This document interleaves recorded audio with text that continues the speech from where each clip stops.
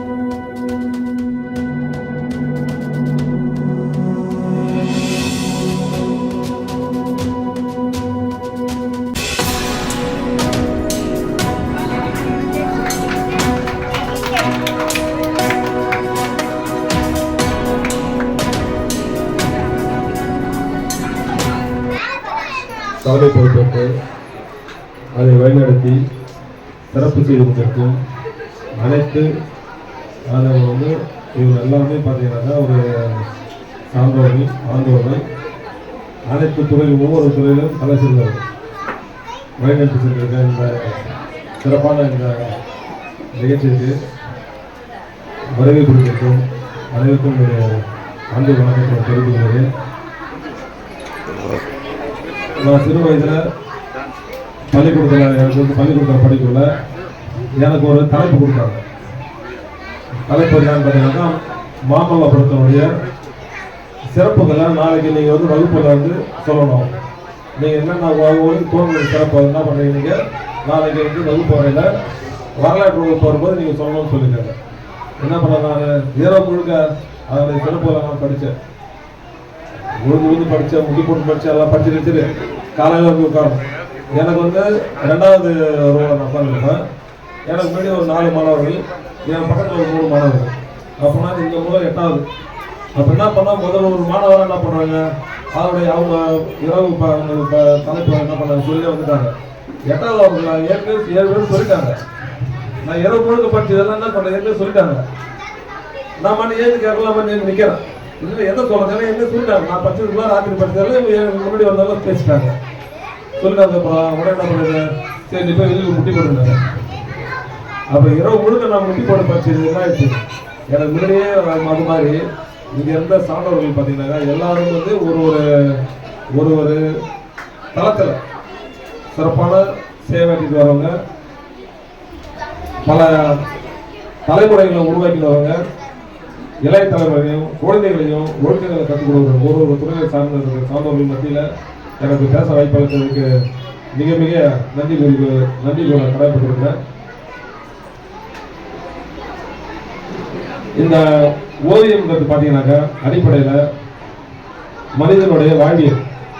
அது எப்படின்னு சொல்லணும்னாக்கா நம்ம மனிதன் தன்னுடைய ஒரு படி தாண்டி போகல. அது அவருடைய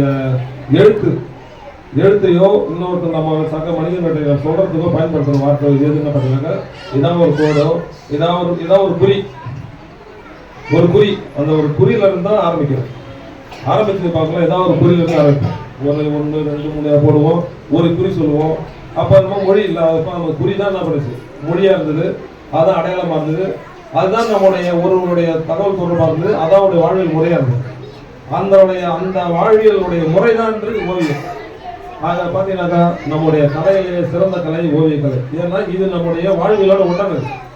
இது அடிப்படையாக வச்சு என்ன பண்ணுவோம், நம்முடைய மனித சமூகம் வளர்ந்து இன்றைக்கு மற்ற இந்த உலகத்தில் உள்ள மற்ற உயிரினங்களுக்கு வேறுபட்டு நம்ம நிற்கிறோம்னு பார்த்தீங்கன்னாக்கா நம்முடைய இந்த வாழ்வியல் முறை அடிப்படைக்கு காரணம் நம்முடைய ஓவியம்ன்றது. இன்னைக்கு நம்ம ஓவியம் பார்க்குறோம். அதுக்கு முன்னாடி அது ஒரு எழுத்து முறை, அது ஒரு தொடர்பு முறையாக இருந்து அது காலப்போக்கில் நம்முடைய சுற்றோர்களை போட்டு வரல ஒரு எழுத்து முறை, அது ஒரு மொழியாக மாறிச்சு. அதுக்கப்புறம் வரதான் ஒரு வரக்குள்ள தான் அது ஒரு முழு வடிவம் மனிதன் வந்தார். அது அடிப்படையில் பார்க்கும்பொழுது இந்த ஓவியக்கலை மனிதனுடைய நெருங்கிய தொடர்பு கொண்ட ஒரு கலை. இந்த கலையை பார்த்தீங்கன்னாக்கா இன்றளவும் இந்த குழந்தைகள் எல்லாம் சிறப்பான முறையில் தன்னுடைய திறமையை வெளிப்படுத்தியிருக்கிறாங்க. சிறப்பான அது மட்டுமின்றி இந்த குழந்தைகளுடைய இந்த திறமையை வெளிக்கொண்டு வர இந்த ஆசிரியர்கள் மிக சிறப்பான முறையில் அவங்க கடந்த காலத்தில் தன்னுடைய பயிற்சி அனைத்தையும் ஒன்று திரட்டி இந்த குழந்தைங்களுக்கு அவங்களுடைய திறமையை வளர்த்துக்கிறதுக்கு முன்னோடியாக இருந்து செஞ்சிருக்கிறாங்க.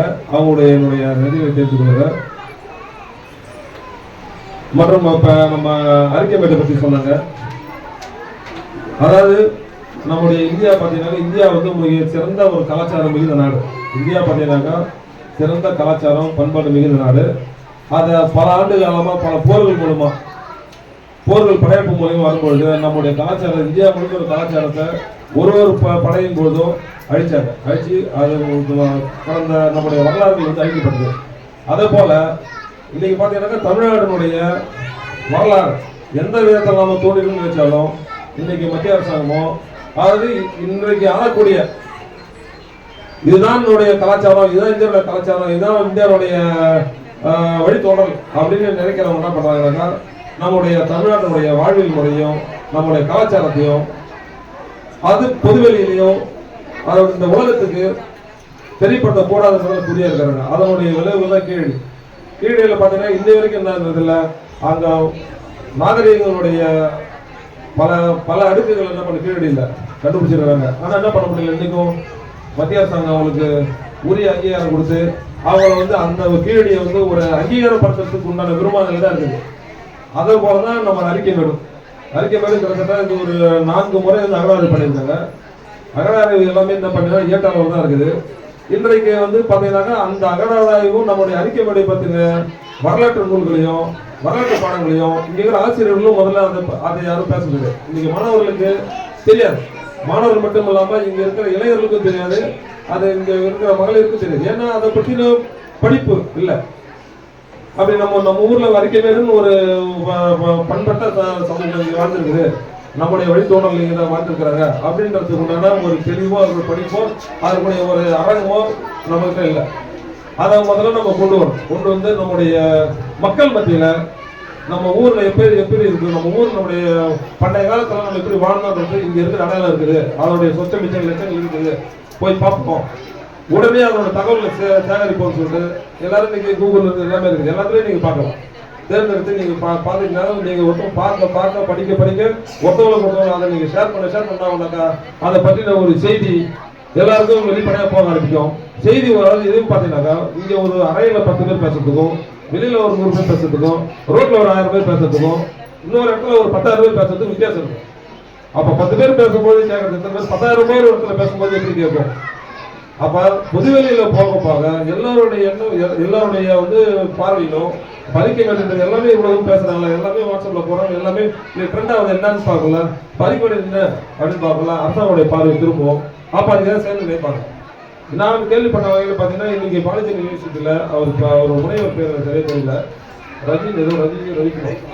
ரவிக்குமார் கேள்விப்பட்டா. அவர் 56 கோடி ரூபாய் சேங்ஷன் பண்ணியிருக்காரா கேள்விப்பட்டேன். அவர் வாங்கியிருக்காரு அகழாய்வு பண்ணுறதுக்கு.